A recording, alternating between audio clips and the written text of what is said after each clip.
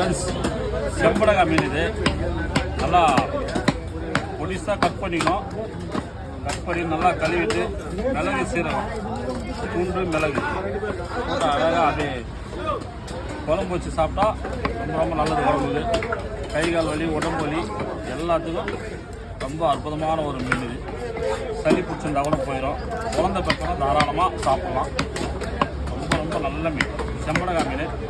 பார்த்துக்குங்க, வாங்கி சாப்பிடுங்க, நல்லாயிருக்கும்.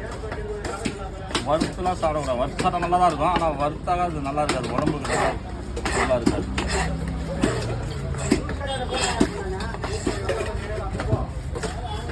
மீன் புதுசு.